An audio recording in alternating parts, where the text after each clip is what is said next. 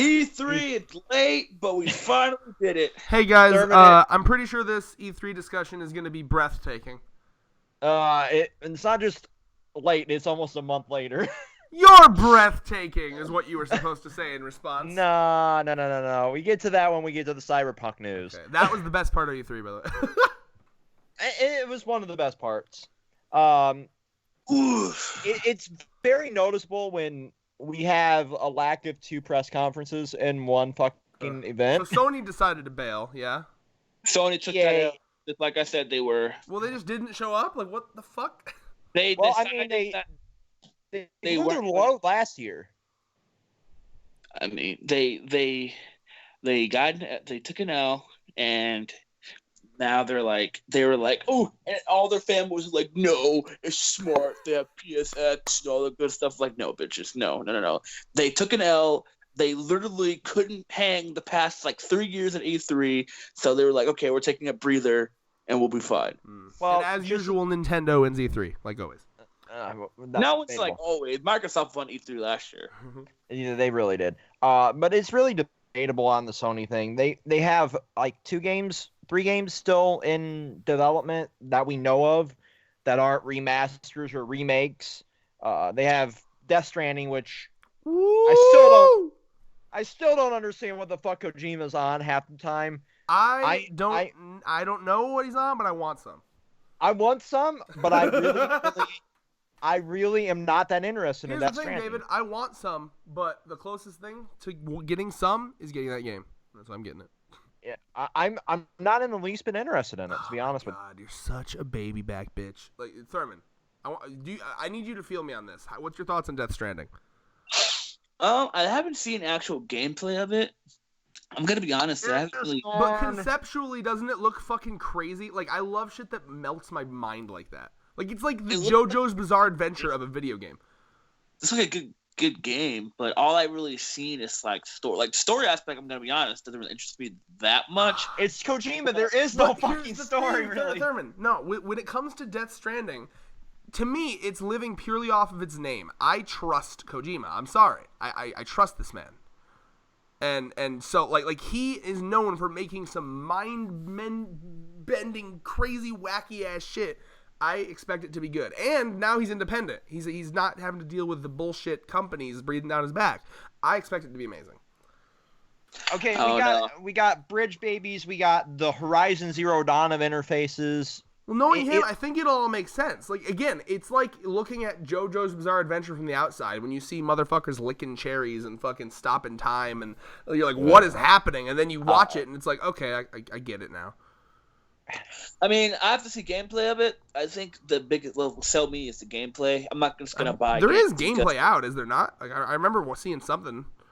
There's I just haven't bothered looking at it, honestly. Okay, where do you want to start with talking about, Thurman? But with Sony, start. like the only other thing they had was Last of Us and Ghost of Tsushima. So really, it makes sense for them to save that for PSX. But moving on to is that what it's gonna be called? Microsoft. Ghost of Tsushima is the new Sucker Punch game. So, and then Last of Us 2 is Last of Us 2. No, you said PSX. PSX is their conference. Their version I thought of that E3, was like their PS5 or something. No, don't give them any ideas. We've already got enough X's out there. All right, Microsoft, go. So, Microsoft's shit was interesting. I would even go as far as to say this E3 as a whole was interesting. It was like I think it was kind of a breather from last year's. Well, So, I mean, Thurman, we're at the end of a console life cycle here, so it makes sense for it not to be, breathtaking. It's just we have so many things that didn't have gameplay. We had pre-rendered bullshit. That's about it. Wake the fuck up, motherfucker. It's E3. You're going to have your cut trailers, your cherry-picked footage. But with Microsoft, what really drove me is the Game Pass Ultimate. Like, that is an interesting concept. yeah, that was impressive. I was like, wow. Wow. Because people have been complaining that why isn't Game Pass and PSN like the PSN Live just literally on the same fucking service? It's fucking stupid having them separate. And I agree with that. It just especially since it just seems like kind of you already get 2 free games anyway, so it would make more sense and actually make them more money. I feel like if they just made it and put more incentive for people to buy Live, they bundle the Game Pass, full on Game Pass shit. And hell, even right now, I have my Xbox turned on. I'm not playing games, Red, so don't complain. It says join Ultimate for $1.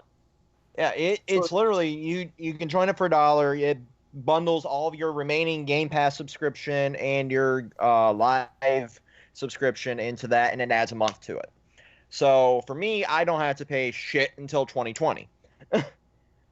That's fucking amazing. I think I'm gonna be honest. Like, I really enjoyed Microsoft. I'm not like people think I'm a Microsoft fanboy. I'm really not. I'm kind of an all-arounder. If anything, if I was a fanboy, I'd be a Nintendo fanboy more than anything. Damn right. You don't even own a Switch. Shut up. By the way, I'm just sitting here waiting for Nintendo. If you guys are wondering, I own all 3. Like I said, I'll 3. So anyway, back to my point. It's just like the reason why I was continuing on with my I feel like this E3 was kind of like, I wouldn't say a disappointment, but it was kind of like a cool down from that. Because last E3 had so much big reveals, so much good stuff, that this E3 is kind of like a mellow, with like a few hype moments, besides the fact that, most of the titles that ended up with E3 last year were kind of shitty, kind of like Jump Force and all that extra bullshit like that. So, but the hype, the point isn't the point. The point is the hype around the trailers, excitement for the game, and this year did do that. But it's just like for Microsoft, I think Microsoft kind of took it easy this year because they knew Sony wasn't here, so they didn't really have too much competition. Because let's be honest, Sony and Microsoft and Nintendo don't hate each other nearly as much. Like I feel like Sony it's just like the big bully of the gaming industry. They're just like, they don't get along with anyone. And it's just like Microsoft and Nintendo are like, well, they got along with everybody to take on Trump's tax hike, the tariffs. So it's just it took Chester Cheeto to bring them all 3 together. By the way, that is very funny that you mentioned that, because I agree that they are kind of like a bully in that metaphor, because the story I always think of is where Nintendo and Microsoft were like, yeah, let's do cross-online platform play, and Sony's like, no. Fuck you. Well, stay in my safe space. It's just like Microsoft and Nintendo are just like they know they're rivals, but at the same time they would definitely come together when it needs to be. Sony's just like that one edgy loner character who's just like, Sony is Sasuke. I'll only be there when it's convenient for me. This type shit. So anyway, Sony's over there like, you'll never understand my pain. Please. What I was saying is just like Microsoft this year kind of took it easy. So it's just like most of their shit was just showing off game trailers. And I'm gonna be honest, I sort of liked that, because it was just straightforward, straight to the punch, straight to the okay. Phil Spencer was like, look, we're not gonna beat around the bush. E3 is about games. It's about hardware. So we're going to show you all the games that are in the works, games that are coming. We're just going to make this all about the game. So them just going like one by one with like a bunch of fucking games they showed, I thought that was a very unique take on an E3 stage, in my opinion. Oh, yeah, definitely. So let's break down a couple of the announcements here. We had Psychonauts 2 announced. By the way, I will be, the only thing I can say about Psychonauts 2 is that I have a friend who is very excited for that and donated to the Kickstarter. But it wasn't at a different website. I remember because there was a big controversy around the quote unquote Kickstarter when it happened, because like the guy was like shady with the money or something. I don't know. I'm not going to pretend to know anything that was I don't remember if it was Kickstarter, but yeah, no. I have a friend who literally like his house is littered with Psychonauts like posters and figures and shit. He loves it. And remember it was Andy. He cosplayed as Rasputin. Raz. Yeah. So his name's going to be in the credits because he donated to it like that 3-4 years ago when it was announced. Yeah. So Double Fine also joined Xbox Game Studios, which was an interesting bit to see Tim Schafer join up with a big name.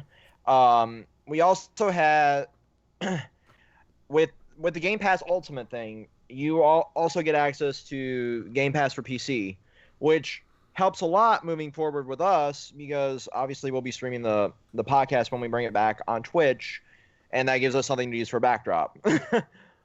So that's my little tease for that. The one that really struck me as weird here is most of the leaks were confirmed on the Microsoft stage this year. So I didn't see any leaks from Microsoft side, honestly. So that's surprising. We had Bleeding Edge, which was leaked. We had Tales of Arise, which was leaked. The Borderlands 2 DLC, Lilith and the Fight for Sanctuary, was leaked. And Elden Ring, the George R. R. Martin FromSoft game, was leaked. And those were all confirmed on the Microsoft stage.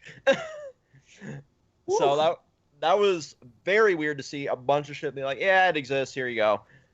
So that's interesting. They brought back Flight Simulator for some godforsaken reason. Huh? Simulators, bro. You not realize back in high school, Goat Simulator was Bro, I remember the Goat Simulator hype. And Goat Like, Simulator still exists on my Xbox One. people like for some like I That was an understand- April Fool's joke as a game, and it became so fucking big. You know what's funny about that too? I find it so hilarious because games like that really do work because it's just like it just shows you how far we've come when it comes to video games, right? Like Oh yeah. it's like games like Goat Simulator and Flight Simulators are just like it's just very simplistic, but I even consider similar to how Minecraft just like has a very simple process to it, but you can do a lot more with that. And people love to do creative. And people love to be really creative with that shit. And yeah, definitely. I remember Flight Simulator being a big thing when I was a kid. I never really understood why. You're just flying a fucking plane with a big flight stick. Good. If you're into that, it's back. It looks beautiful. It looks real. Congrats. It's interesting. It's like you gotta remember all of the stuff, you know. So it's crazy because like Microsoft, because a lot of people always talk about how like Microsoft never wins because they all the shit that they show they'll be on PS4 and Switch anyway. But I'm like, but if that was the case, why didn't they have them on their stage? Like, I think people are forgetting like what the whole point of E3 is, and it's just like, because I mean, some of these games, you know, they will be, but Yeah, obviously, like with your Lego Star Wars Skywalker Saga, your Psychonauts 2. Well, I don't know about Psychonauts 2 anymore, with it being under Xbox Game Studios. But then again, so was Hellblade: Senua's Sacrifice in the end, because Ninja Theory is part of Xbox Game Studios now. Cyberpunk obviously is going to be on every platform. Borderlands 3, every platform. So yeah, it's just to E3, it's just what stage are you presenting on? You know, that's the big thing. You know, that's what determines in gamers' minds, which is the dumbest thing, who wins E3. I think so. Because I mean, look at the Google Doc here. Like they fucking, you know, they released some heavy hitters like Cyberpunk 2020. Like they had fucking Keanu Reeves in their main stage. Yeah, You know, breathtaking. Like Battletoads is coming back. You know, like I don't know how to feel about Battletoads art direction though. Like that just weirds me out.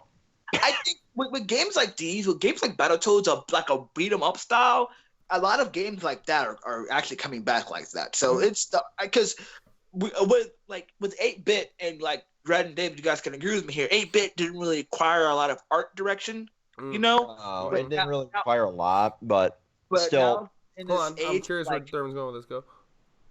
but now that we're in this age of like art is becoming more and more prevalent. You know, we have artists coming out, and anyone can be artist now. Twitter, Facebook, like there's a lot of people from different races, countries, shit like that, starting to get their art out there now. So art has become more prevalent when it comes to entertainment. So I think a lot of these series, especially series like beat 'em up series, they're getting a lot of people who do art and getting kind of like revamping it into not more like 8-bit, but actually like kind of revamping it with someone else's art, which I found really interesting and cool in my opinion. Yeah, it just feels weird seeing that Scott Pilgrim versus the World game style art direction for Battletoads, which is something that, to me always was like the 8-bit sprites or, fully rendered 3D. It feels like they've rushed to make a certain deadline. So there's like, oh, let's do RPG Maker style shit and go. And you can tell that it looks like there was a lot of crunch going on in that game. So, because it looked and moved real clunky, at least in the footage that they showed. I guess moving forward, if we get more like gameplay teases, we'll be able to judge it a little more. If it's just like at PAX, they had the issues with Borderlands 3's, trailers and a lot of shit being real stuttery. So it just depends moving forward if it's a day one for me or if it's something that I wait till it's on sale or if it ends up in Game Pass, which it probably will, if I pick it up. Let's see what else we have here. Phantasy Star Online. Wow. That one shocked the fuck out of me. I screamed when I saw that I was coming to the fucking West. I'm like, okay, now we're talking. We finally get a way to play this game without fucking VPN. So it's funny, right? My history with Phantasy Star goes way back with me and my PSP. So I bought on the PSP and the PS3, I bought the Sega Mega Collection and a Phantasy Star. And this is like little me, who's like maybe like middle school, who's shitty at RPGs, doesn't really know how to buy weapons. I live for RPGs, so fight me. Very noobish me. And I'm just playing this game. I hated the first two Phantasy Stars because at this time I was playing Final Fantasy 8, Final Fantasy Tactics. I was playing, old different types of RPGs, right? So I was just like these type of RPGs. I was like, what the fuck? This is so confusing, So I'm just like keep in mind, like the type of RPGs I was playing like Mario and Luigi RPG series, like Superstar Saga, Partners in Time, Bowser's Inside Story level shit, right? So you were, playing the traditional JRPG, style games, a little bit of tactical RPG. Well, I grew up playing, because when I was a kid, my dad and I would play games on the NES. So one of my first fucking games was the original Final Fantasy that came to America on the NES. So that was one of my first RPGs. So growing up, I've always had the RPG really ingrained in me. So I live and die by grind. But the first interaction I really had with Phantasy Star was I went to a family video back when, you rented games from a fucking big box movie store. And I rented Phantasy Star Universe. So I saved up and saved up and saved up, and I ended up buying the copy from the video store. I still have that same fucking copy sitting over there on my 360 shelf to this day. Shit, because I hated the first two. I think Final Fantasy Star 3 is the one I actually played like religiously because the combat was very simple. But I actually made it to the final boss too. But I was stupid and didn't save at the point to where it was like I had all my characters at full health. Yep. So like it was so. You have like the Sega, the Sonic Mega Collection, like I do too, right? Yeah, I have that on my PSP Go, and I have it on my PS3, whatever the fuck that console is. So such great memories. I'm really looking forward to playing it. Honestly, I haven't touched Phantasy Star in a long time. So yep. And then there was an online one kind of that was on the GameCube, if I remember correctly, and that was. The hardest thing to do was getting that thing online. It was fucking before broadband was really widespread. So where I grew up, there was like dial up or bust for the longest time because I lived in bumfuck nowhere when I was a kid. So trying to get onto a server was ridiculous. So the other one that really weirds me out here, Thurman, and Red, you can weigh in on. This is tie-in events. Gears 5 is having a Terminator Dark Fate tie-in. So what are your guys' thoughts on all these bullshit tie-in events that we're still getting in this day and age?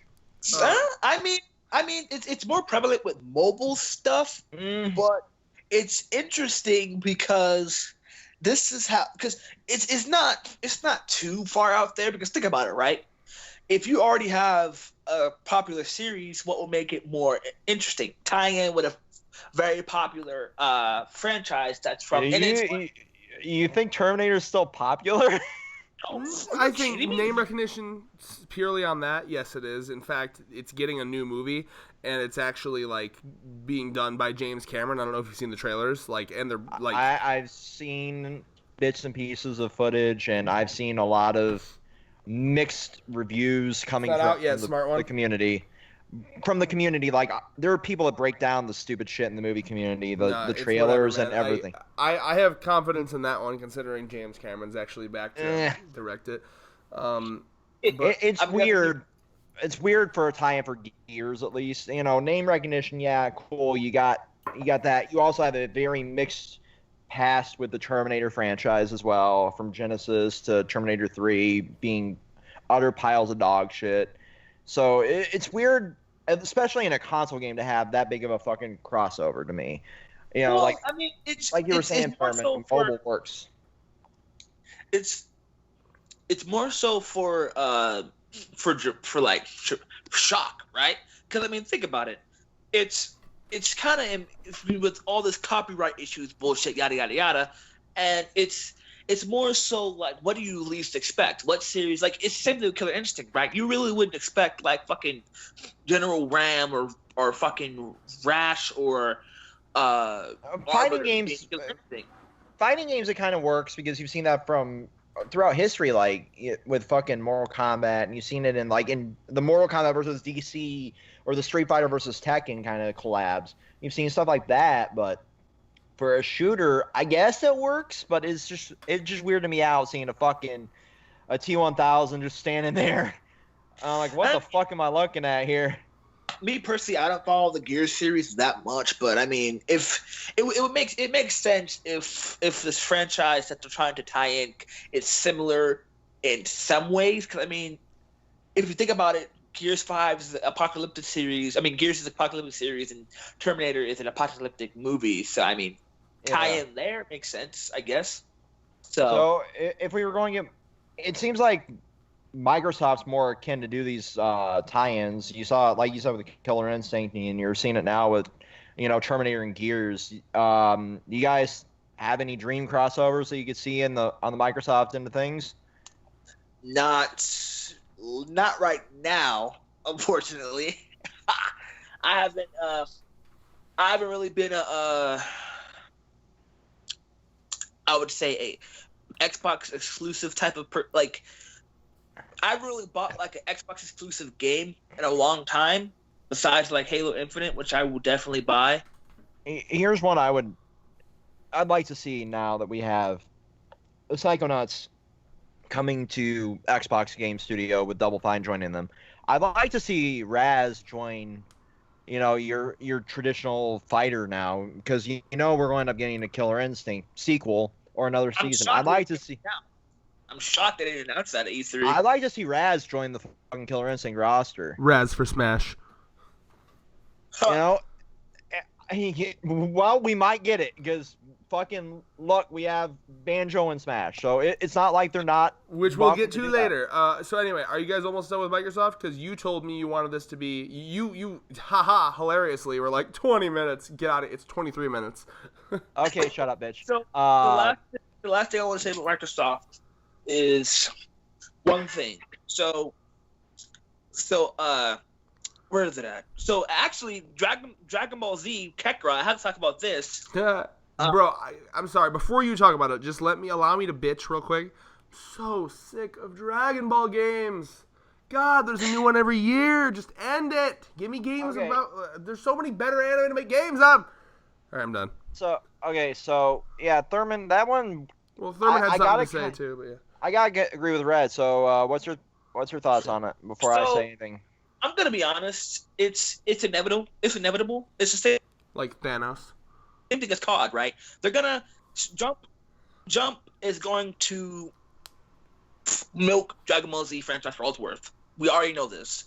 Cause it's the same thing. It's the same thing with Naruto and One Piece. There's always gonna be a One Piece game coming out. I heard Road Seeker wasn't that good, but take it as you will. We have this announced Power Warriors 4 coming out. You know, they had Naruto to Boruto 1. So this Dragon Ball Z Kakarot is apparently their take on like an action RPG version. Is basically the retelling of the manga in game form. And my thoughts on it is just like cool. I mean, I have Dragon Ball Fighters, so to be honest with you, the gameplay just looks like a universe to me.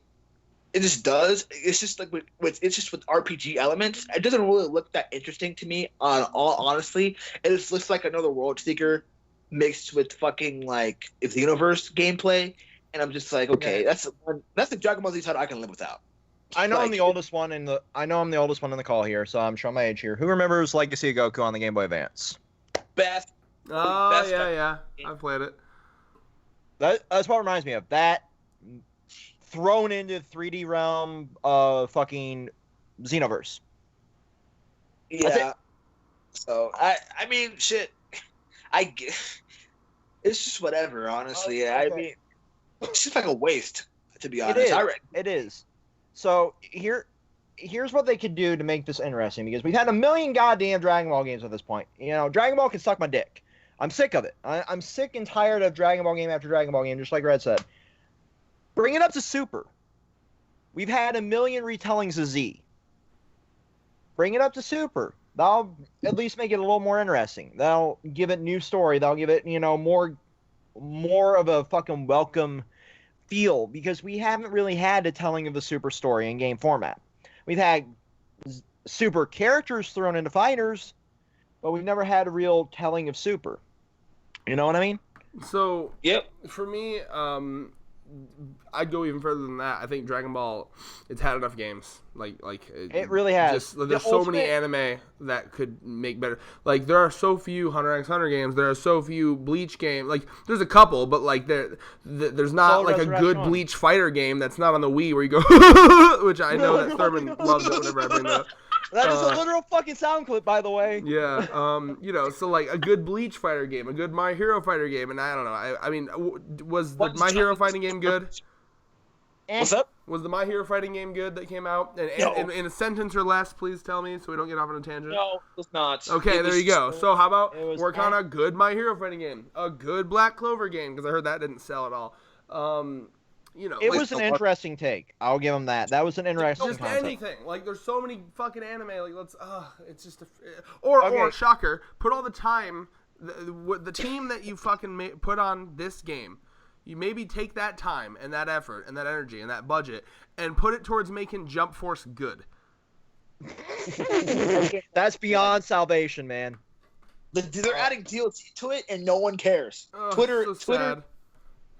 Twitter. Every time there's like, hey, a new character's got announced for DLC, Twitter's like, no one, people still play this game. Yeah. So sad, bro. Your fears. Man, I remember like a We year were hyping ago the when shit that shit out was of that. announced. I was so excited. Ugh. Go listen to our last year E3 coverage, and we were hyping the fuck out of that. So that's my take on Microsoft. It's actually this is actually Ori of the Will of the Wisp. I actually want to try that. That game looks really beautifully made.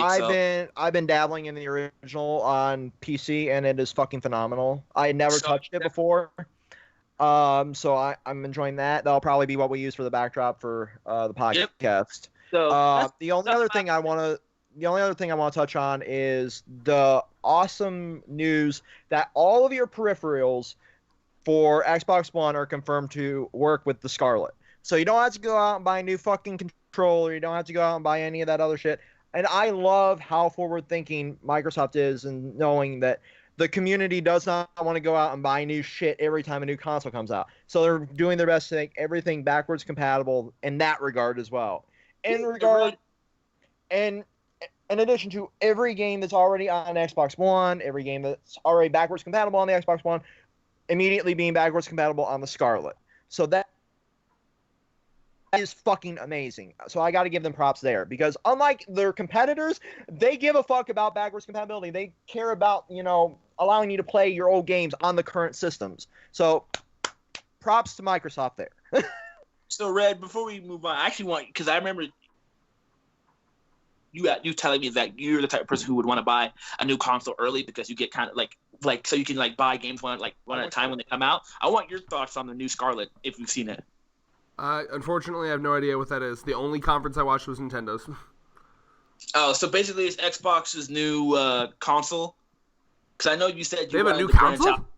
That is coming out holiday of next year. You're kidding me. Is it actually? Now, hold on, though. Is this like, because it's so hard to tell when it's, like, actually a new console and it's not just, like, some weird side peripheral. Like, remember when the Wii U was first announced and bitches thought it was just a controller? Like, this was announced as their new console at E3. Really? Yes. Ugh. We all watched It's called this shit. Scarlet? That's their code name for it right now. It's not their actual name. They'll eventually like announce Project Dolphin for the fucking GameCube. Yeah. I mean, okay, so what's the that question? one weirded me then? out back then too. So my question is, to what are your thoughts? Because I remember you telling me that you did want to branch out from Nintendo and get some, I buy. Not, it won't be Microsoft.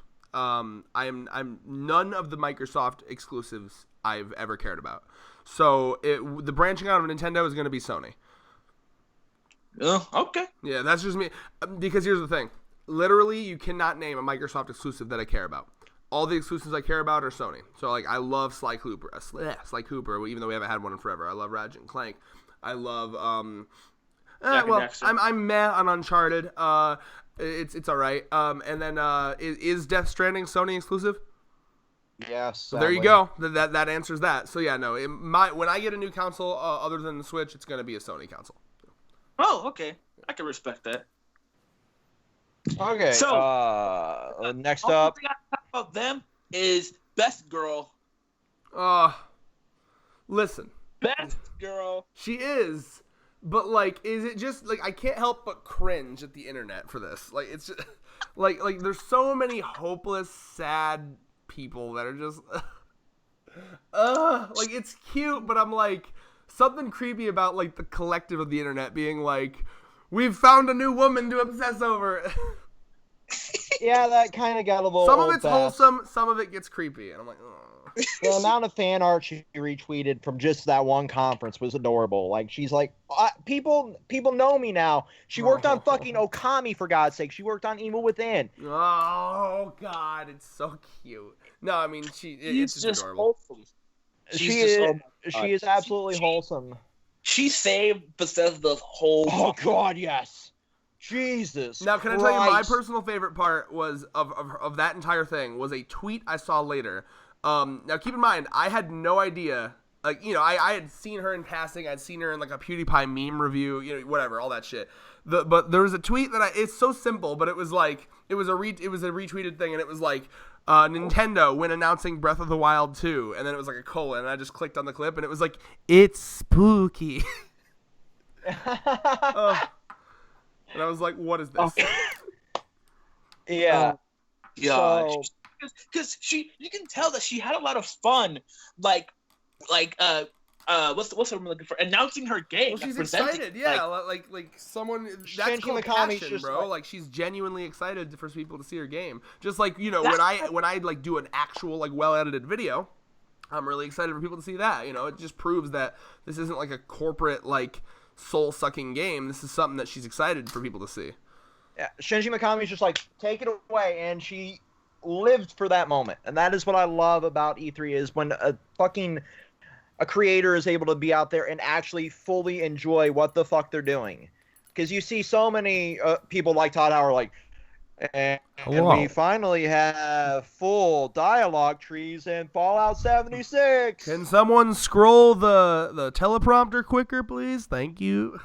And you hear that one dude in the entire fucking conference. Woo!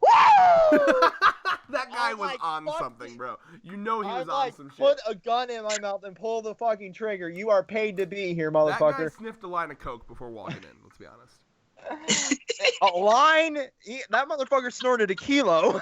Well, here's the thing, man. Like a lot of the people that are like in those rooms are rich motherfuckers. Is the thing, right? So like the sad truth about the You're Breathtaking. Did you see that the dude that like instigated that's actually an asshole? Yeah. Did he really? Yeah. So like he literally like he literally did like a 3-hour Twitch stream about like how I'm the guy that did that, and then he got like a bunch of donations and like took them all for himself and shit, and he was just bragging about it. Like he came off as a total ass. Yeah. But it's funny because they're actually going to give him a free copy of the game too. And you know what happened? They were going to give him a free copy of the game. He spent that Twitch stream bragging about how he turned it down and instead asked them to donate a go-kart to like to a hospital for like sick kids or whatever. And then people were like, so you basically took this company and forced them to buy something for thousands of dollars rather than the $60 copy of the game they were going to give you. I think he tried to do something good for No, the world, here's the thing, though. If he was trying to do something good, it wouldn't have been so specific. Like, buy a go-kart for kids. He could have just said, oh, no, just I don't need to give the money to a charity. He was It was very clear that he was trying to, like come off as, like, look at how good I am, you know? I'm capitalizing on my virality. Yeah. That is so funny, bro. That is hilarious. I know that your breathtaking guy actually wasn't breathtaking. He was a dick. Yeah. So it's just like. So the last thing I will say is because the only thing that looked really, besides Doom being Doom, of course, Ghostwire ultimate power fantasy, guys. Ghostwire Tokyo, just because of her, I actually might check it out. So I haven't seen gameplay of it yet. See, that's how I feel about Death Stranding. Just because of Hideo Kojima, I'm going to check it out. I'm a Shinji Mikami nut, so I'm going to be playing the fuck out of it. I regardless. Bet you'd like to nut there. Yeah. I mean, to be honest with you, I'm like Red in the fact that I'm always down to play something new.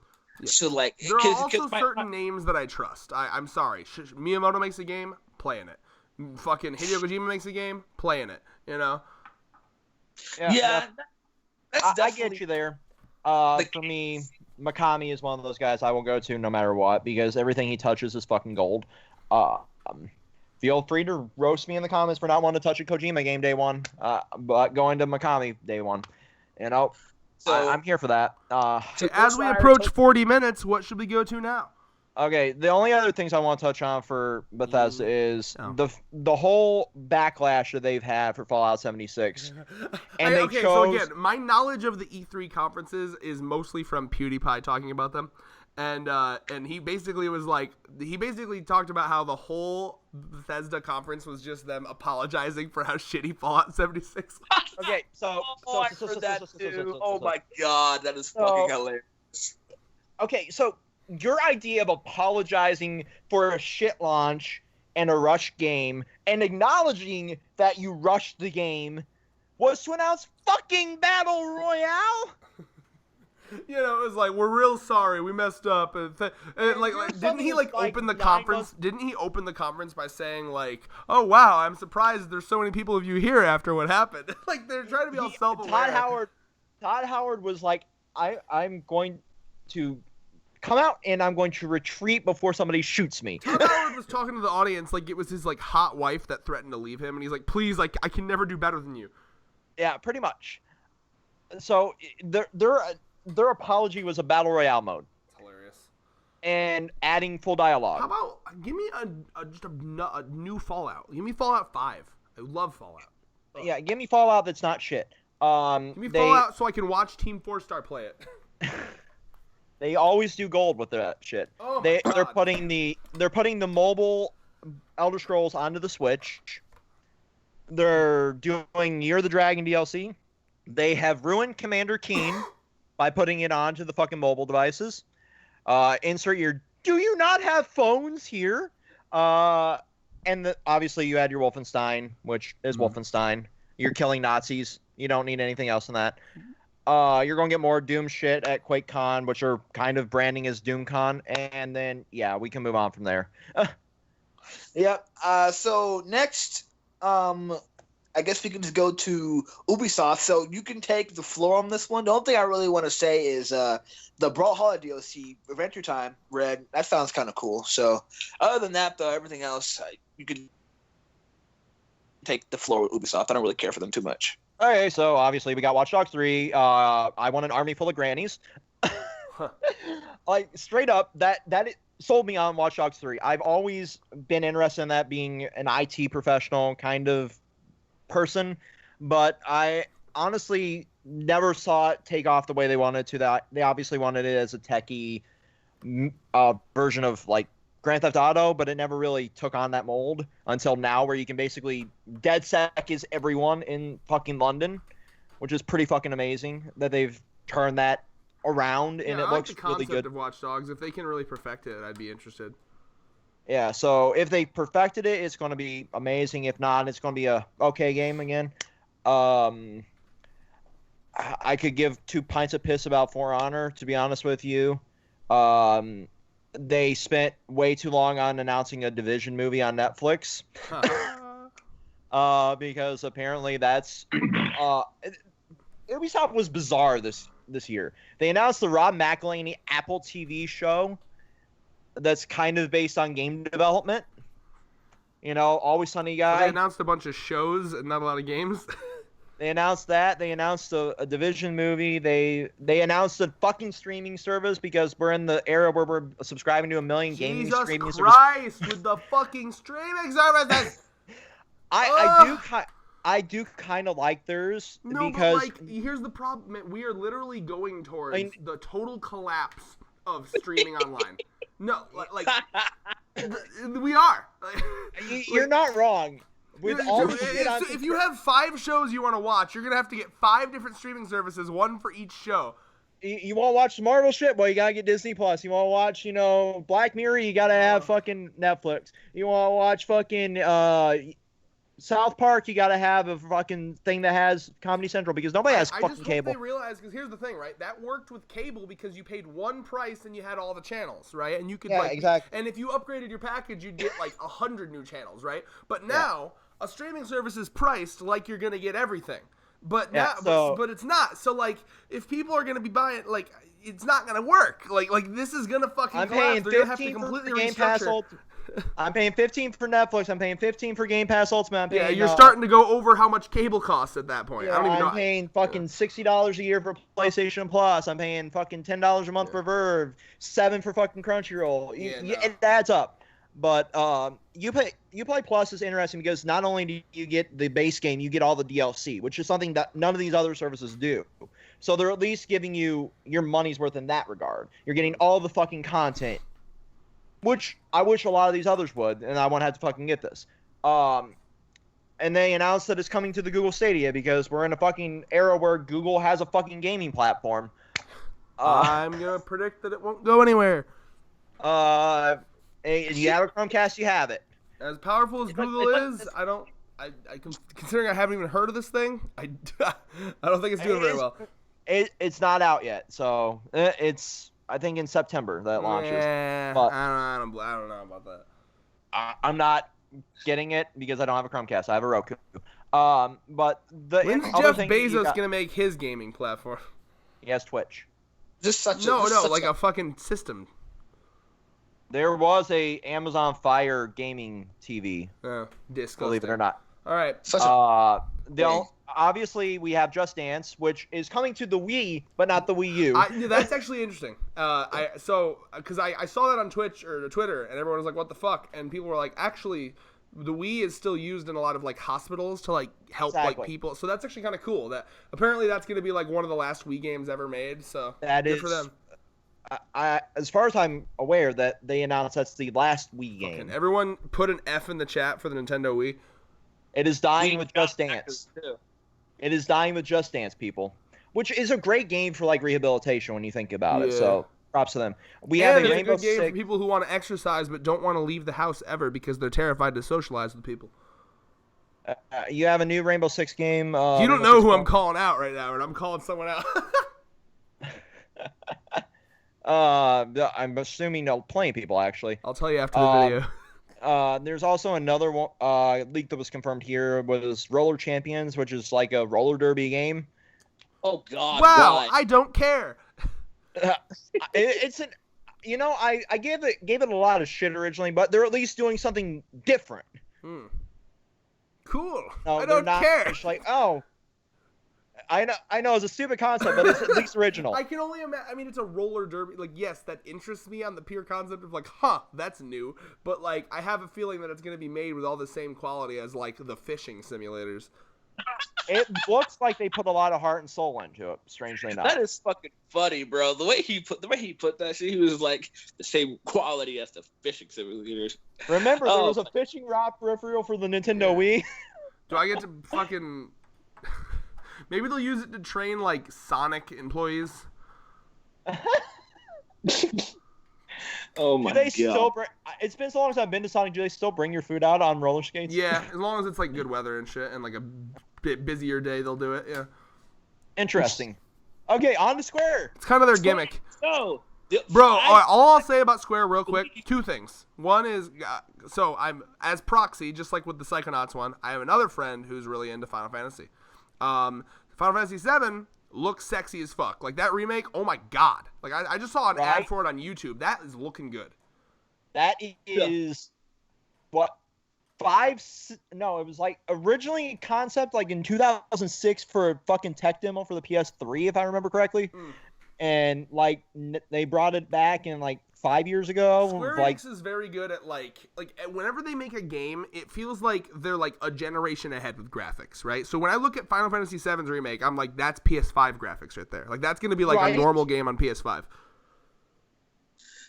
Yeah, while everyone else is like talking about Final Fantasy VII, now me, an intellectual, is gonna skip down and go to the best Final Fantasy VIII remaster.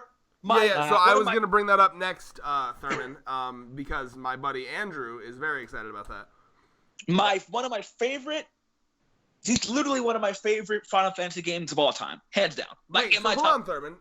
Are you a Final Fantasy VIII master race right now? Yes, Final Fantasy VIII. Bro, Thurman, you should have talked to. Remember Andrew, your best friend competition? Yeah. You realize his favorite Final Fantasy is 8, and he's like always complaining about people that don't like respect 8 and shit. Like that's like his favorite game of all time. Oh my god.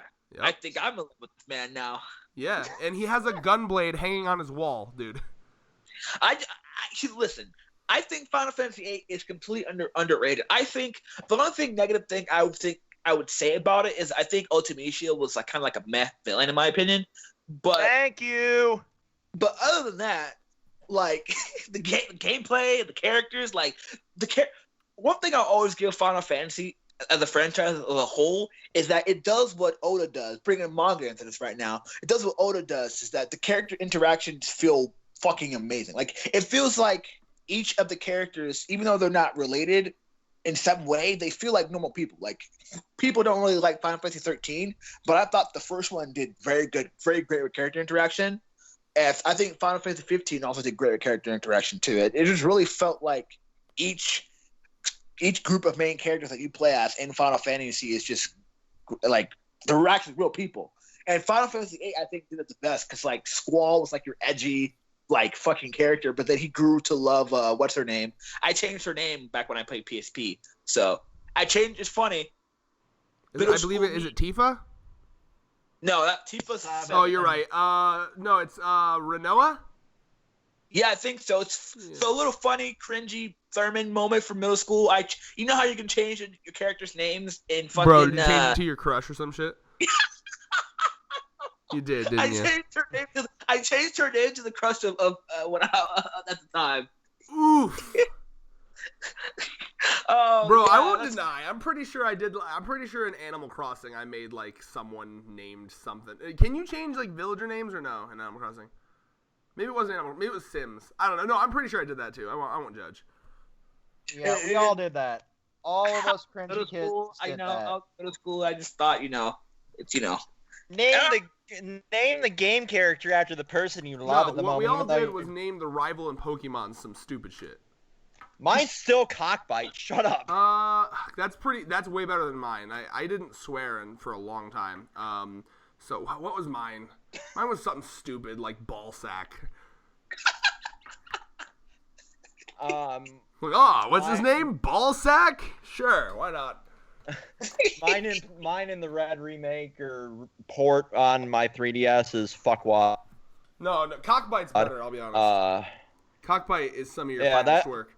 And Cockbite isn't my work, though. It's Rooster Teeth's work. Oh. That's from Red vs. Blue. I can't take credit for that shit. That's fair. But we got Obviously, the glory that is Final Fantasy VII, looking sexy as ever. Strangely, going to be 2 Blu-ray discs worth of content. I'll be interesting to see how they break it down since it's still supposedly episodic. It comes out March of next year. R.I.P. my wallet. I still want that motorcycle edition. That's fucking $400. Yeah. Anybody need a kidney? Let me know in the comments. Crystal Chronicles is getting a remake. Okay. I know a lot of people hated Crystal Chronicles, but that was my shit when I was a kid. I don't remember that game. I'm going to be It honest. was a GameCube game, and that was my shit as a fucking kid. And I'm so happy it's getting a remake. Now can I get a fucking Legend of Dragoon remake?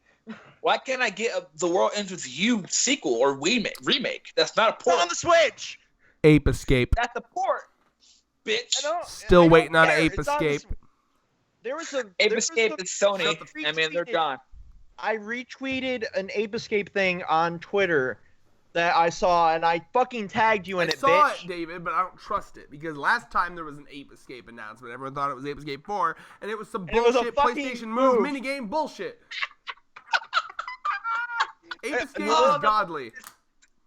Tell me, Red. Hey, Red, you get to be the ape in the PlayStation VR. Nah, hey, you. Red, Question. tell Do me. you still have my Ape Escape 2 playthrough profile saved? Yep, it's on the PlayStation We Pro should finish that at some point. I was Yeah, we having should fun with finish that. that. Yeah. Great. We're getting- Except they fucking gave it the shitty European dub where everyone sounds Cockney, but not like the hot kind. Not the I'm Cockney. No, I'm it sounds like you got dropped in your head too many times. So, Avengers. So this Avengers game, right? So, a lot of people are because Ultimate Last 3 is coming out, which we are definitely playing, by the way, Red and David. Anyway, God. so Avengers. So this Avengers game. This is the last thing I want to say about Square because most of the stuff is straightforward. Their thing is interesting, right? So a lot of controversy with it is because the characters look crazy as fuck. That's the first thing. Second thing is that they say because Ultimate Alliance 3 comes out, this game is going to be pointless. But I'm like, if this is going to be one of those games to where it's like something similar to Red, like, you want maybe to like- lower the audio in a few seconds. maybe like Anthem or something like that's an interactive multiplayer that you can play. You can do missions and shit with your friends online. I would love that shit. I happily play that game with friends. Like that's the main reason why I'm excited about the game because I hope it's gonna be one of those like action adventure multiplayer games that where you can go online, like kind of like similar to Monster Hunter, except it's not like monster hunting. You're going around. You can pick like your favorite Avenger, like Iron Man, Spider-Man, Hulk, whatever, and do a bunch of crazy missions and shit. That's the main reason why I'm excited for this game and hope that they go that route instead of like your standard like single player adventure game. That's just me. Okay. Red, prepare to lower the audio in 3, 2, 1.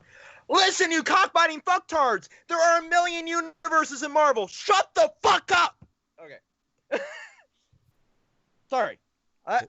I am so sick of hearing that online. Like, it is the stupidest thing. You cannot expect Square to afford Robert Downey Jr.'s likeness when it costs $10,000 for him to piss in a toilet.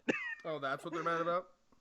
Yes, it's not the Avengers cast. It's not Robert Downey Jr. It's not Chris Evans. It's not Chris Hemsworth. Shut up! Do you not realize it's like, what is it, like $20,000 for 30 seconds of footage of Robert Downey Jr.? Yeah, you're right. Jesus. I The felt that. stupid I part. felt the rage in that too. I felt that rage. I felt that rage, bro. I heard it in his voice. Okay, Jesus. so just to warn you all, we're coming up on an hour now. Should we move on to I Nintendo? know. I'm sorry. Like, No, that's fine. I don't give a fuck, my dude. Would you like to move on to Nintendo, or is there more stuff? that was the only other thing that I'm just going to do like a rundown. There's obviously the Kingdom Hearts DLC, which we know about. We'll know more about later. There's Life is Strange 2. They did some developer bullshit. Like, here's this. I must say, as much as I love Chloe and Max's story, Red, I'm a fucking sap for Life is Strange. Yeah. He likes lesbian punk girls. I love punk girls in general. I love funny. punk girls in general. Shut up. I absolutely love Life is Strange 2's ability to take that real fragile teenage drama, throw it into modern day politics, and also, I talked about this in the Spider-Man video as well, like the whole love scene there. Like, that is the first time I've seen real storytelling that actually takes that first experience and makes it feel real. So I'm absolutely thrilled to see how they continue this moving forward, and I want to see more in this universe after Life is Strange 2. We didn't get to see peek at Dotnod's next game that they've kind of pushed back to finish development. So they are, and I love this, they aren't going to make their developers crunch, which is something that's really, really, really getting very bad in this modern cycle of we have to pump shit out. Something I want to talk about when it comes to the crunch. Like, if you guys don't know, most problems that we have are caused by capitalism. Yes, I'm just gonna shove my socialism down your throats real quick. Because listen, like, I don't know if you guys saw when Animal Crossing was announced to be delayed, and the reason they gave on the fucking, they were like, oh, well, we don't want to rush this out, so we don't want to give our employees the crunch, yada yada. We don't want to put that on our employees, right? Nintendo's stock took a massive dip when that was announced. Did you guys see that? I did, and I wanted to throw up. So that shit disgusts me, and that right there is why, because the system that we live in, it cares not for human health. It cares not for human happiness. It is all about numbers and making those numbers go up. So that is why it's just disgusting. Like, whenever you see shit like that happening, and whenever you see a company brave enough to care about their employees more than their numbers, just know that shit, like that decision from Nintendo, that decision from any company that decides to put human health above their profits, it hurts them massively because shareholders are a bunch of money-hungry cocksuckers. Oh, yeah, definitely. It's so awful, too, that this is being integrated into the gaming industry because you can see it, like, these gaming companies are literally looking at stock prices as a fucking, like, way of living. Like, even Blizzard's doing this shit. So it's just like... Any company does that. Yeah, so Inside Gaming, Red, I sent a video earlier in Inside Gaming that they did into our group chat on Facebook, and I love how because a lot of them used to work for Machinima, and a lot of the Inside Gaming guys also and girls used to work for IGN and other places in the industry. Down to this isn't anything new. It's just becoming more relevant because a lot of employees are starting to share this shit online now on social media, and it's scary how long this crunch syndrome has been going on in the industry for years and years and years now. But at the same time, I see positive and negative because I also see more companies actually, taking the initiative to, give their employees a bit more time. Like the Sonic movie, that one surprised the fuck out of me. They actually listened, So, like... Yeah. I think that you're seeing more companies. Honestly, it's a battle between public pressure on Twitter and private pressure from stockholders, and which one will prevail.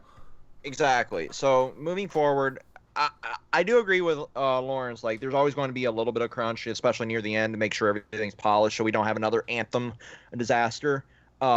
Make sure that we take the time to develop the game, slowly, and then at the end, put in your extra hours kind of thing. That would probably be the more reasonable way to look at crunch. Not, we're going to make the entire game in 6 to 9 months like we've seen the last few BioWare games, basically. The finished release being those last 6 to 9 months before the game comes out.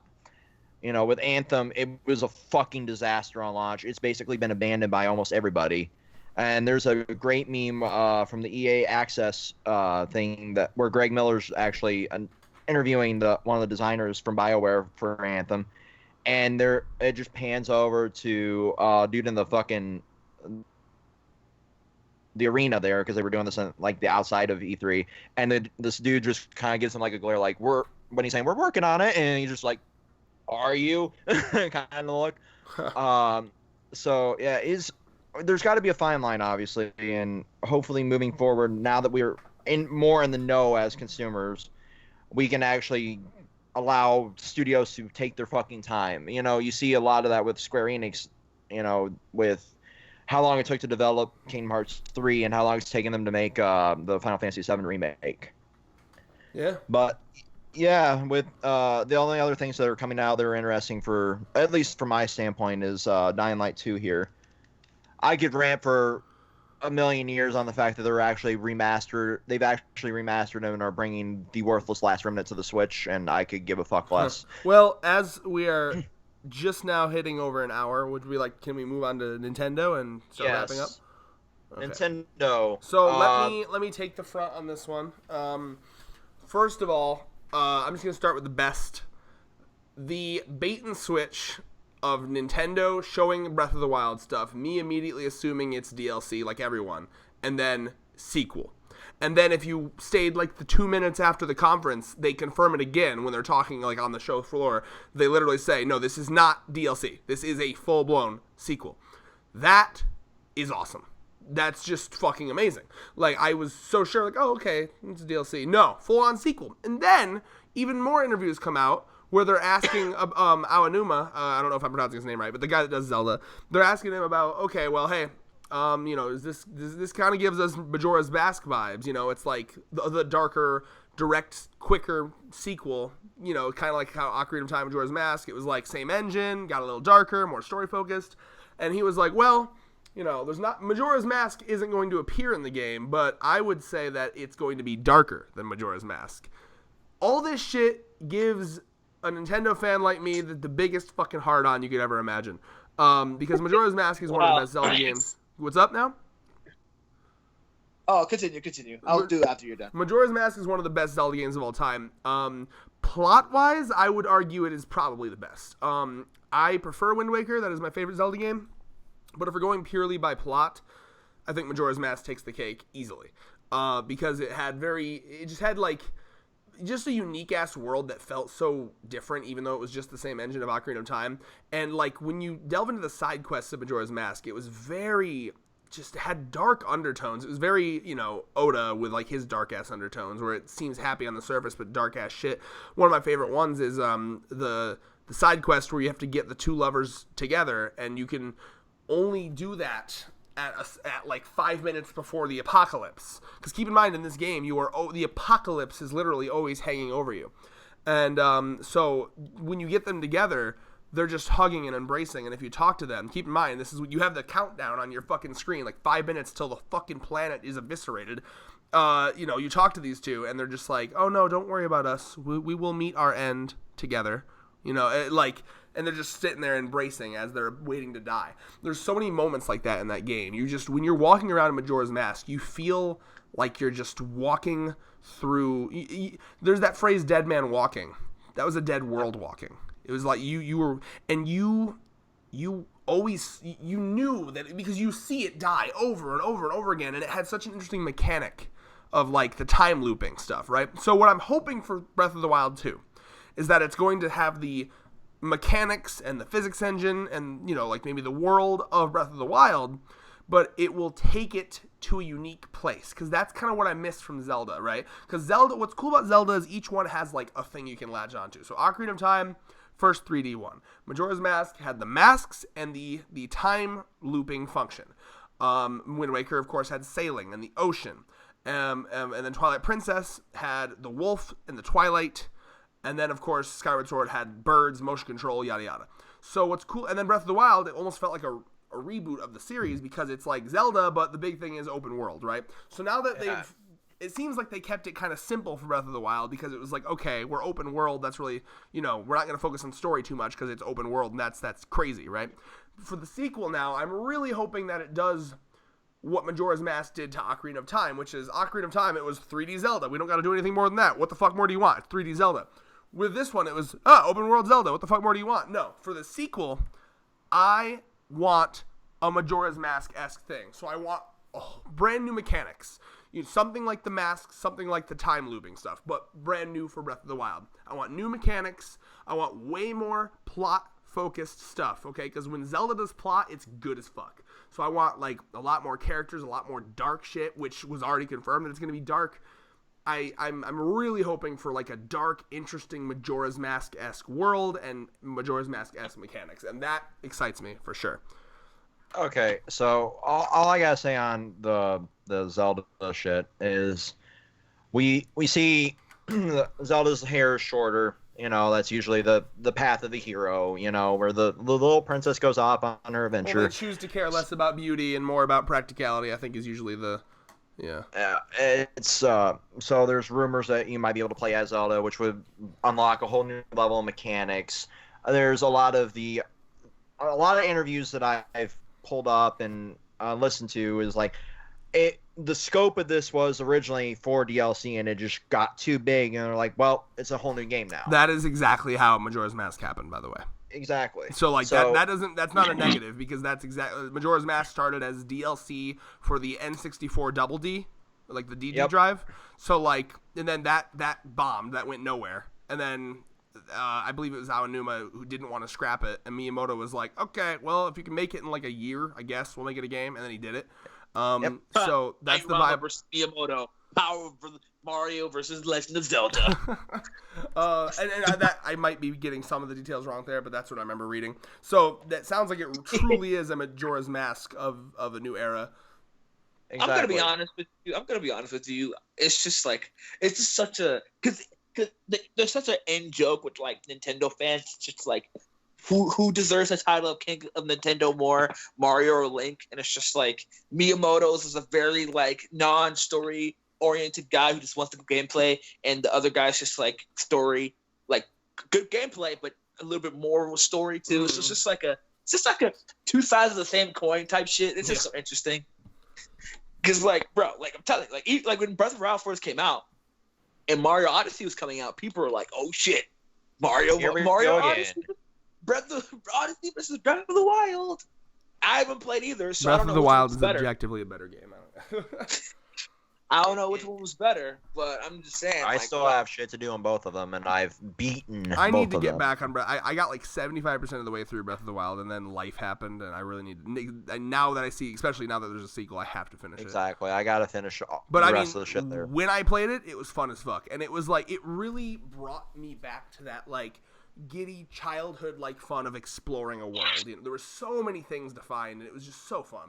Like, you know, as an RPG guy, I really need to finish that shit because it's great. So that's the vibe I get for this, considering, because that's what I liked about Majora's Mask. It was less empty space, because Ocarina of Time was a lot of empty space, you know, just walk around and nothing to do. Whereas Majora's Mask really tightened it up. There was a lot more shit in the world. There was a lot more interesting characters and plot-driven shit. So like, well, I mean, it was built in a year, so it had to be tight. But basically, what Majora's Mask was built on, it was like because they already had all the assets, so like they didn't have to build anything from ground up. Majora's Mask was built by essentially clicking, dragging what they needed to wear. You know what I mean? Exactly. So Majora's Mask was like the kid that walked up on like a really immaculate built like Lego tower, and they were like, "Well, the Legos are already here. I can just build my own thing off to the side." You know?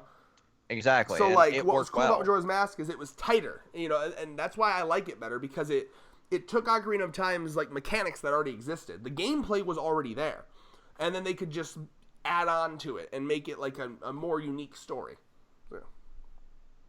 So yeah, that's exciting for Breath of the Wild. How about Luigi's Mansion 3? Luigi is looking hype. I gotta be honest. That was pretty. The Greed Machine! Wow. All right, now it's my turn. Take over now. I have been a Luigi's Mansion's fan for a long time. Have you played the second one on the 3DS? I have not. My 3DS. See, the issue. I want a 3DS so badly, and every time I walk into GameStop, I see one that's like I see one that's for like $80. I'm just like, I want it, but that's not what I'm here for. So it's just like, bitch. Get it? So. Dark Moon was phenomenal. I really want to get that game again. Fucking this one, I really am intrigued by Gooigi. I think that's a cool mechanic. Gooigi. It is a bizarre fucking mechanic, and I love how they've made it work. I'm gonna be honest. I'm gonna take this to a weird turn. I'm surprised I haven't seen any Rule 34 of that yet. Oh no, Guigi and Luigi are gonna spit roast someone 100%. You know what? I'm just googling it right now. Oh boy! Guigi for Smash.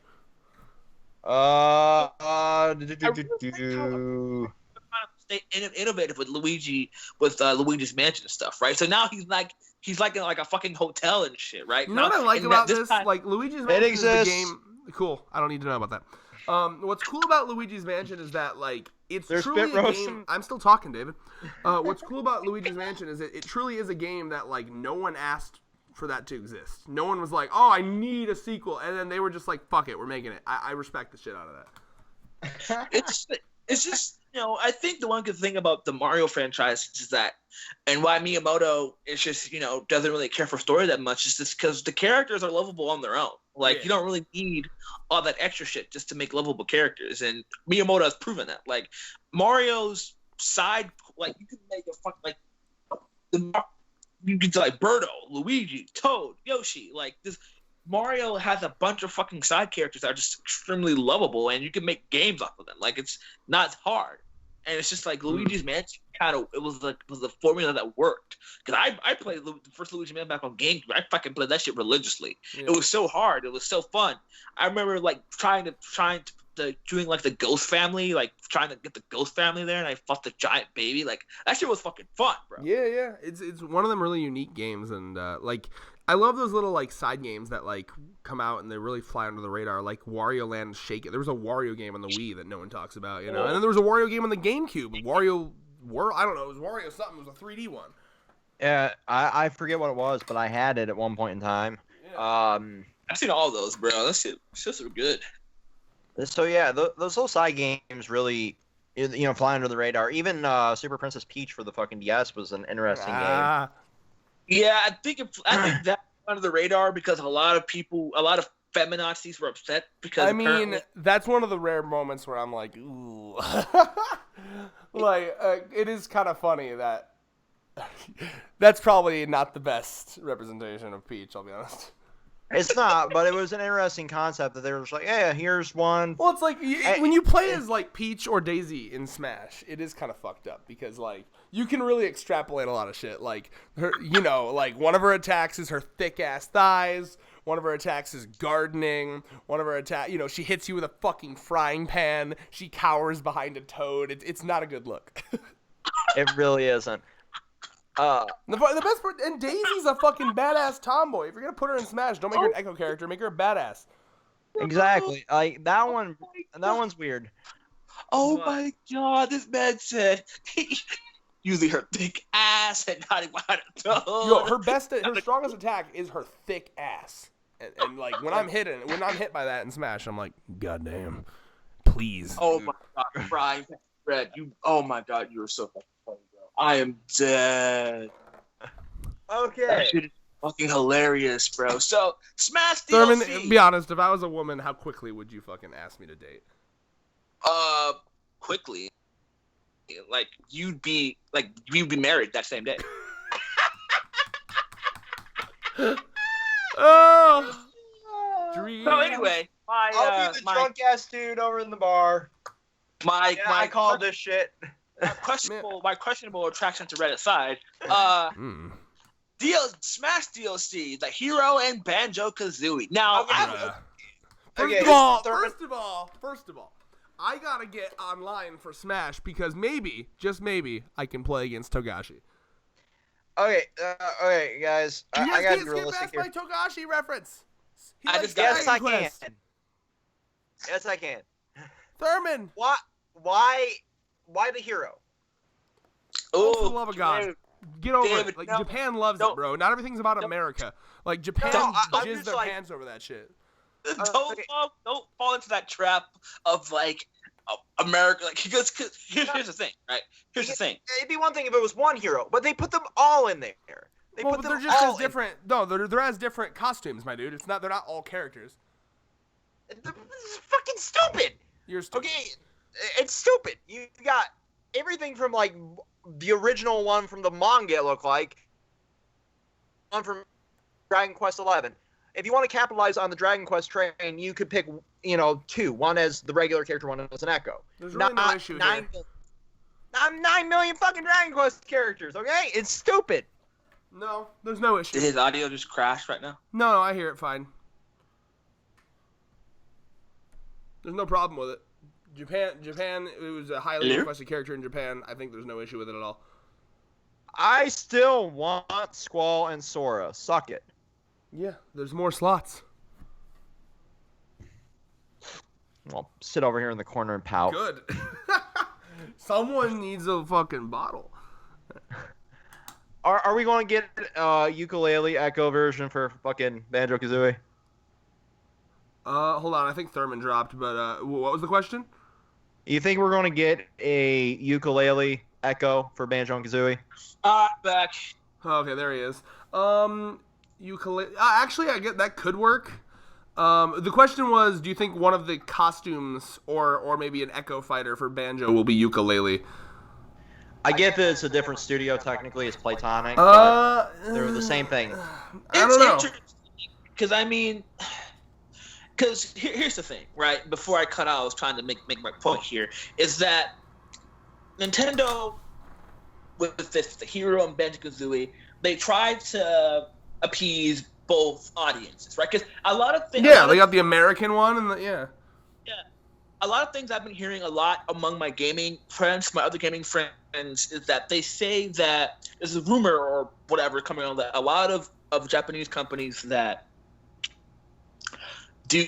are more focused on their Japanese audience rather than the Western audience.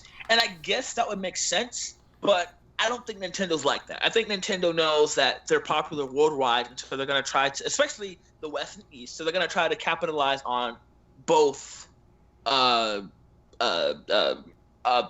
audiences. Jesus Christ. So here's the thing. People, because it's the same thing. People in America thought that people in Japan were going to be like, oh, ew, who the fuck are these? A fucking bear and a fucking bird. But if you actually go on some Japanese audience YouTube channels, some of them are actually kind of hyped about it. Exactly. It's definitely... I get that needing to appease both sides of your audience. There was rumors for a long time that it was going to be Steve from Minecraft. It was going to be one of them. Which we don't need another fucking sword character, okay? I'm sorry. I would believe Sans over Steve from Minecraft. Well, you seem to forget that there's a 3DS version, a Wii U version, a Switch version of Minecraft, so it would theoretically work. But that's another issue I have with the Hero. It's like we have an oversaturation of sword characters. Whereas with Banjo and Kazooie, now you kind of got the foil to at least moveset-wise, it looks like a foil to Donkey Kong and King K. Rool. And then with the fucking Hero, you have Lucina, Corrin, Schultz, Marth. No, it looks like their moveset works a lot differently to me. Yeah. It's not the typical Fire Emblem, yeah. Yeah, I'm going to be honest with you. I thought about this the other day, but as long as it's video game characters, I probably wouldn't be pissed about whoever they put in the game. It really does not bother me. Yeah, there's a lot of characters that the Hero, I've never played Dragon Quest. It's one of those franchises that... But Togashi likes it, so it has to be good. Yeah, I definitely want to play the franchise now, because that's what I've been trying to do, play franchise I would have been playing when I was younger. But I mean, it's the same thing, right? Because I'm not really a Splatoon fan like that, but Inkling is fucking fun in Smash, Same with, I was questionable about her, him or her, I guess, because you have both of them in there. When they announced the Inkling, I'm like, it's actually fun to play as an Inkling. I'll be honest. Yeah, because I think what Nintendo does a very good job of representing third-party characters into their games. They make them extremely fun. So same with people I never really played the Punch-Out games that much. Little Mac's really fun. Although he's still IP for them, but people like Pac-Man's really fun. Snake is really fun. It's just Nintendo does third-party characters justice in Smash. So I'm not really worried about that, because I guarantee you the Hero and Banjo-Kazooie be hella fun characters to play as. So I'm going to be I'm interested in how Banjo plays because there's not a whole lot of moveset there to work with, other than your basic attacks, your hovering, shit like that. Well, So there's it'll be plenty of interesting. shit. I mean, like, you have the shooting the eggs, obviously. Yeah. Yeah. Basically, they'll be able to take the asset from Yoshi and use it there. Well, I mean, knowing Nintendo, I think they'll just make a whole new thing. But like, there's a lot you can work with. There's also multiplayer modes on. I think Banjo-Tooie had a multiplayer mode, and there's a lot of different moves you can bring from that as well. I never touched the multiplayer mode, to be honest with you. I had a lot of friends that I hung out with in like the mid 2000s that like had a lot of N64 shit. Interesting. I'll have to. Yeah, there was a multiplayer mode in Banjo-Tooie where you both had like like you were holding out the bird and shooting eggs at each other and shit. Interesting. I like I said, I never touched that. It's kind of similar to GoldenEye's multiplayer. Oh, that's Bond interesting. win. Huh. Yeah, no. But no, I mean, I have no issue with it. I was never a big Banjo. It was cool, like to see Banjo just purely as the holy shit it happened. I never played Banjo-Kazooie. I mean, I touched it little bits here and there, but like I have friends that like it, and I know I have friends that are hyped about it. So yeah. I was definitely hyped, and they're getting the original people to do the score. Yep, all that Grant good shit. Kirkhope. I follow him on Twitter actually because he was on Game Grumps once, and yeah, he did the score for the announcement video as well, which is really cool. So that was interesting that they're actually honoring that tradition. Yeah, so they brought back a lot of the people that actually made the original Banjo, which is really, really, really cool. I'm curious if they did the same thing with Dragon Quest. To be honest, I would assume so. And then again, there's a lot more recent iterations of that than there is. I think, yeah, the last iteration of Banjo was that shitty racing game on the 360. Yeah. Which I actually own, sadly. I'm getting very tired. It's an hour 20 minutes. Anything else? What else can we talk about in Nintendo? No, that's about it. Hey, you guys finish this off. I'm gonna go eat dinner. Guys, have a great night. You All too. right. I guess. Well, all right. I guess I'll remove Thurman. Thurman leaves. The only other thing that there's three other things really. There's the Panzer Dragoon coming back was a shocker. It's an old Sega game hitting the fucking Switch. So they're bringing it back. It looks like a brand new entry. That's one of the most expensive retro games that I've been hunting down was Panzer Dragoon Orta. I've been trying for months and months and months to hunt that shit down at various fucking resale shops, and I have yet to find it. So it'll be fun to dive back into that because I played that a long fucking time ago. So that one, last time I'm like, is that holy fucking shit? So that's cool. I love the little campy Resident Evil trailer they did where they're in the fucking mansion. Yeah. I love the idea that someone would like, okay, this is how we're gonna play Resident Evil. Let's go to a fucking abandoned house. That's so dumb. Let's go to an abandoned house and play a scary game. And we'll have 3.5 hours of battery life? Yeah, let's see if we can. I actually probably could speedrun Resident Evil 5 in 3.5 hours, to be honest with you. I've played it so much. But those are two of the least scary Resident Evil games, and they're in an abandoned house, and it's supposed to be all spooky. That's great. No, bitch. Those are two of the least scary. There's a Minecraft dungeon that was announced at Microsoft, and they are bringing it to the Switch as well. It's like a Diablo-esque Minecraft. That's pretty cool, I guess. Yeah, you'll get to play Spyro on the Switch now because we're porting fucking everything to that. I think that's awesome.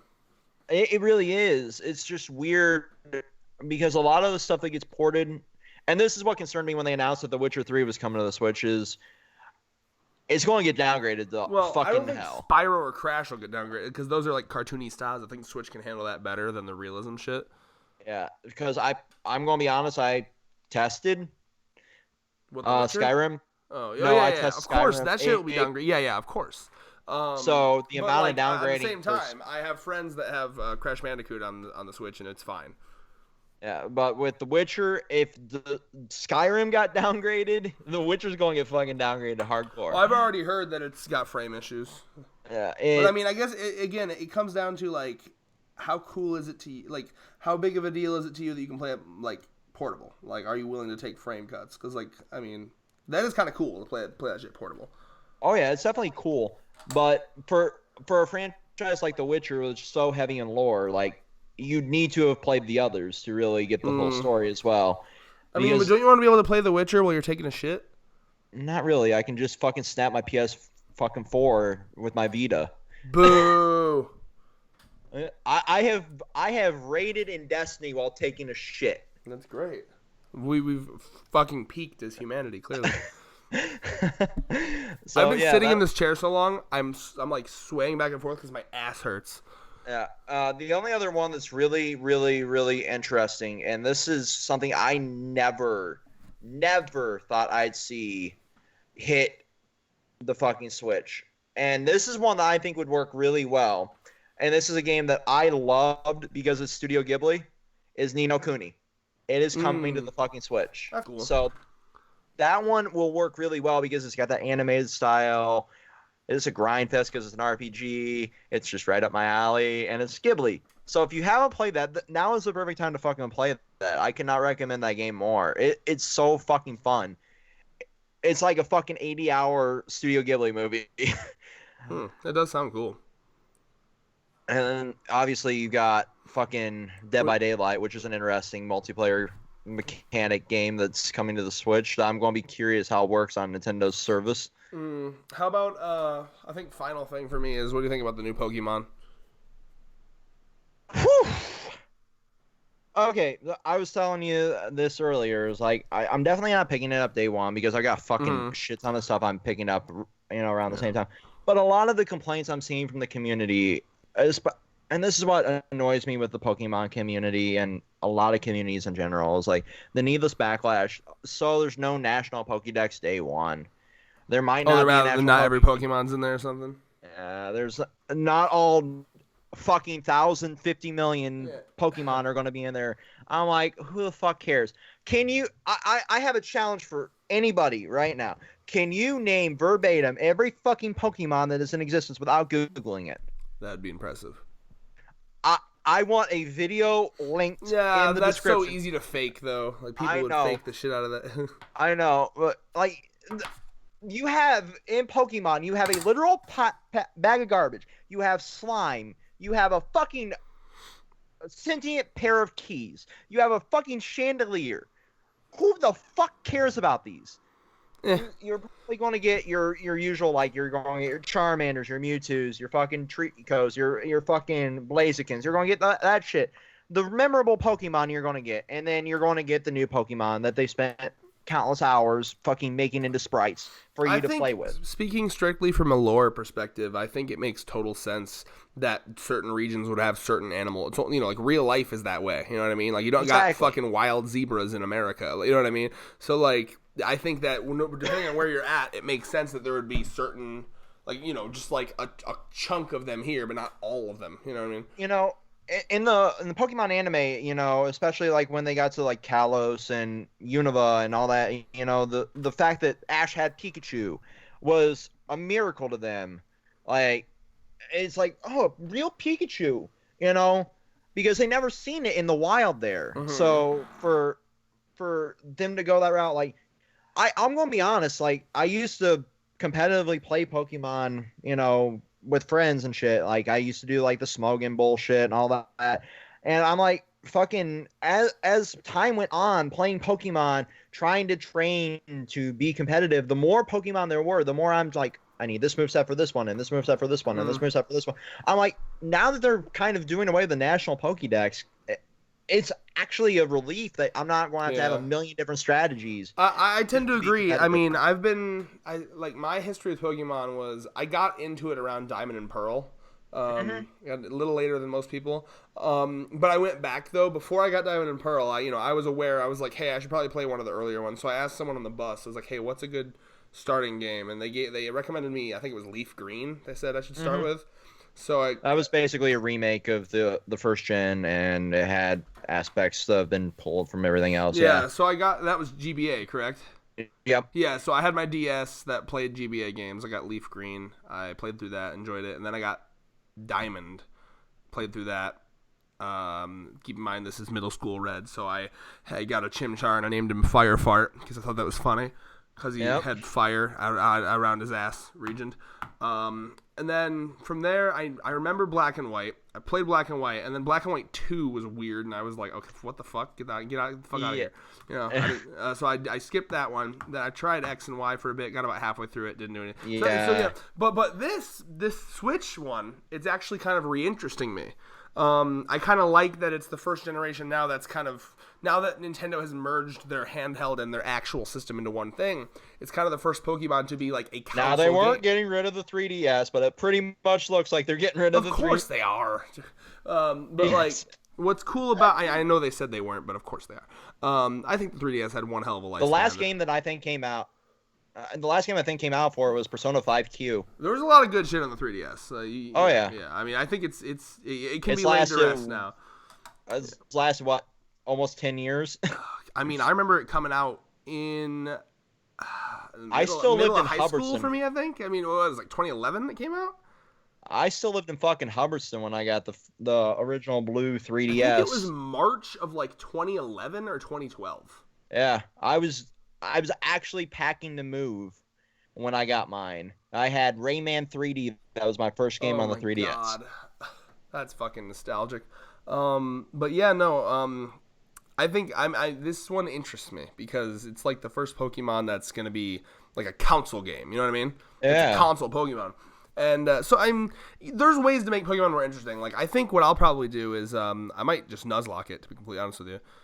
I'll probably. What I usually do, because I'm a fucking heathen, is I buy both versions. I use one to farm, starters, so I can just transfer them all over, and then I use that one for a Nuzlocke game, and then I do the other one, for the story and transfer everything over. There's ways. In fact, I'm at the point where I wish that they would just let you choose. Like, would you like to, Nuzlocke mode or normal? That'd be. I wish it was just built into the game. There's rumors that there was supposed to be like save files. I don't know if there's any truth to that. I think that because we're at the point now where Pokemon is a game, like, difficulty-wise, it's still at that children difficulty level. You know what I mean? So I would love it if there was a way to just kind of like up the ante for people like us that are playing it. It's definitely, from a competitive standpoint, it's difficult. From a pure playing the game itself, fuck no. You can. It's baby's first RPG, really. Yeah. I mean, I'll be getting it. It looks fun. And I think, like usual, the most exciting thing for me is actually going to be watching Team 4-Star play it. Because, again, they do Nuzlocks at every Pokemon game, and my God, they're so entertaining.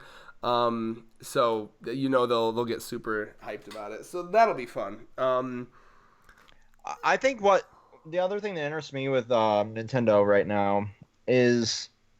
We know there are certain games that were announced when the fucking Switch was announced, right? Oh yeah, so Metroid, right? But Metroid was another one they pushed back for like crunch reasons, I think. Well, crunch, and they completely relaunched it. Right, they made it from the ground up, right? Yeah, they were like, no, this isn't working, so we're rebuilding it from the ground up. But there was also it's gonna be pretty good. Yeah. There was also a Shin Megami Tensei game that was announced. That we haven't seen anything from. We know Bayonetta 3 is still in development, but we don't know anything about it. I need to get into Bayonetta. Now, did they ever...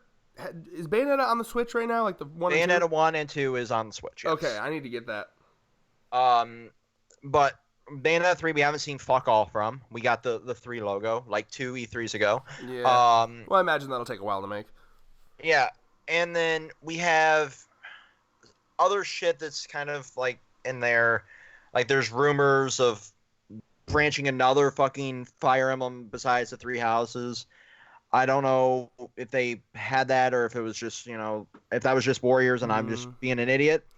But here's me over here, okay, you're making fucking Luigi's Mansion 3, that's great. Where's my Pikmin 4? I'm going to be honest, I couldn't care less. I mean, you don't have to care less. I want it. It would be interesting to see how they would work those mechanics on the Switch. But... what really intrigues me with Nintendo is they are really, really, really pushing for this third-party support this generation. Oh, yeah. No, I mean, unlike Wii U, they're actually getting it this time. Yeah, so you have Daemon X Machina coming there with some mech game. You have Ultimate Alliance, which is a game that has never really been exclusive to any system before. It's always been on everything. I remember I used to play the Marvel Ultimate Alliance originally because I didn't have a 360 for the longest time. You know, because my original one got stolen, so I still have my Wii, and I'm like, I want to play this game. I know it's on the 360, but my 360 was stolen, so I'm like, I'm going to buy it for the fucking Wii, and that was a game I played on the Wii first before I replaced my 360.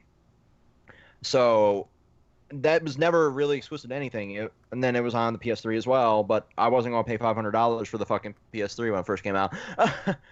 So that was my first experience with that. And now it's exclusive to a Nintendo system.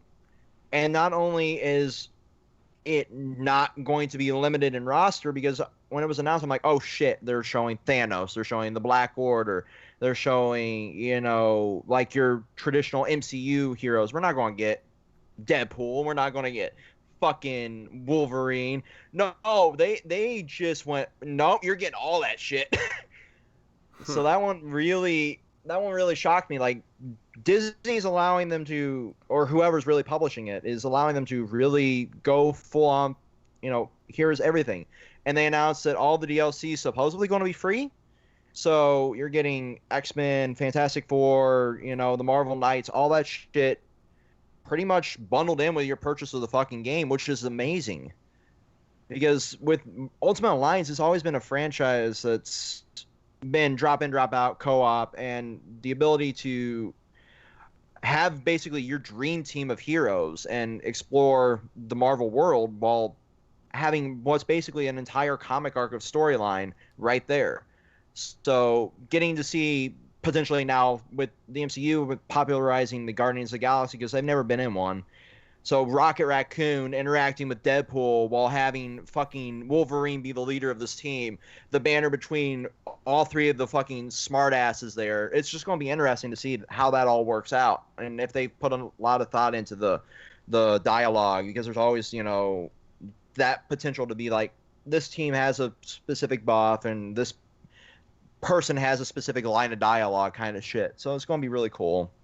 That I'm blown away with Nintendo's performance this generation. So I want more of this shit. I want more of this Nintendo moving forward. Yeah, I agree. I mean, I think ever since the Switch has been a thing, Nintendo's been fucking rocking it. Like because I know they had they have a new president now. Because I think because I'm trying to remember, was it Iwata before he actually passed away? Did he retire? Or he retired for a while, didn't he? I believe he retired, and then I don't fully remember. I just know that whatever happened, when they changed leadership, regardless of how it happened, they've definitely been a lot more receptive to fan criticism. They've been more open about it because there was a point where Nintendo, for a long time, especially in the Wii U era, there was a time where Nintendo just felt untouchable by criticism. They just, no matter how stupid their decisions were, they just wouldn't change. They wouldn't apologize. They wouldn't change course. They were very stubborn in their decisions. Oh yeah, they definitely were. Yeah, so in the Switch era though, they feel very receptive to okay, what do fans want? Even as far as okay, well, let's put Earthbound on for downloadable. Let's. There's a lot of things that they've done that the fans have always wanted. The new Metroid was a huge one. Yeah, definitely. New Animal Crossing. More Smash characters. Even though I'm blanking on the name of the person that does Smash. I'm very tired. This video's gone longer than I ever expected. Yeah. What's the guy that makes Smash again? Shit. It's on the tip of my tongue. I need it in my life now.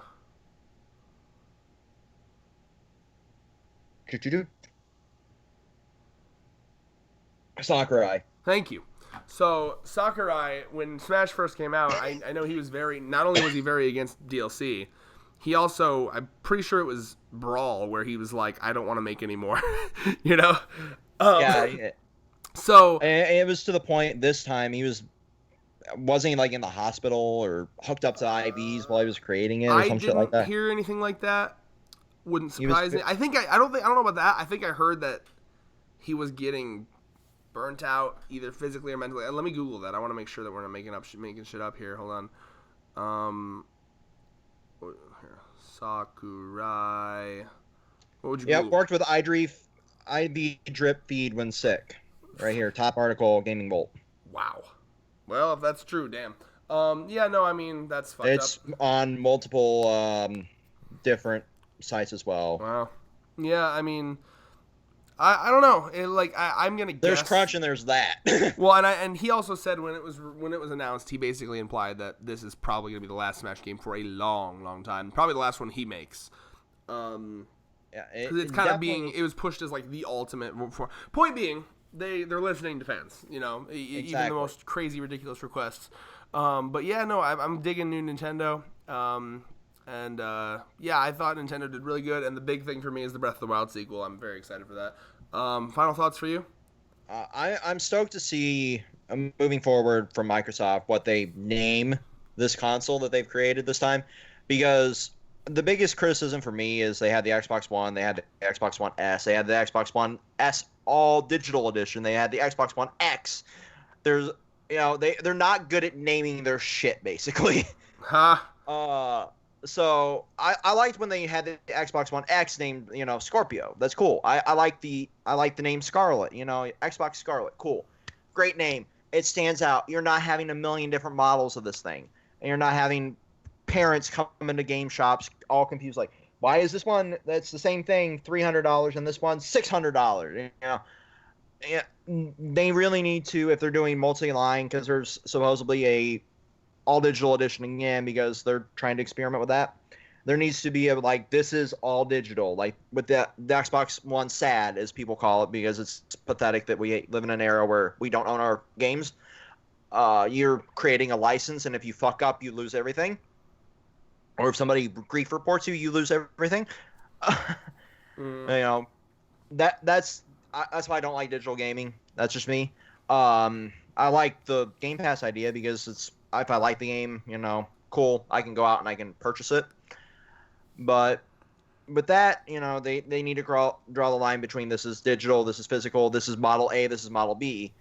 So I'll be curious how they differentiate those. From Nintendo's standpoint, I'm really, really digging their new model. And from Ubisoft, what the fuck were you smoking when you did that conference? The same could be said for Bethesda, but I didn't expect a whole lot from Bethesda, to be honest with you. I was hyped for Doom. I love Doom. I'm happy that we're getting that. I'm happy that it looks fucking gory as hell and they don't give a shit. So that's awesome.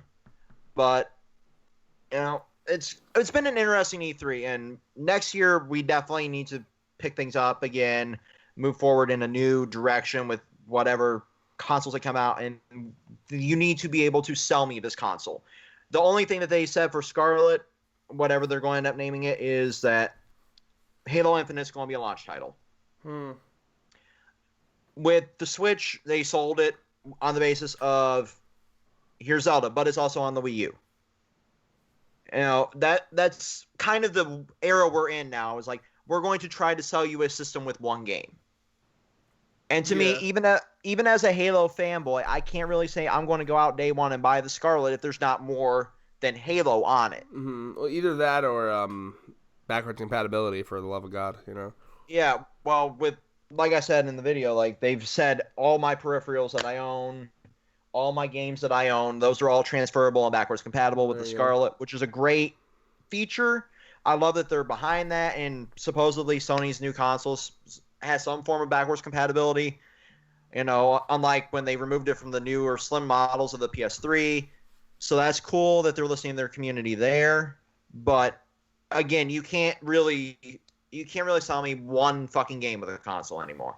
I'm sorry, but even as an adult, there's still games I haven't touched on this generation. I still have a backlog from two fucking generations ago. So you got to do better than that. Mm-hmm. So that next E3 is going to be crucial for not just myself, but I think a lot of gamers. All right. Well, with that, peace.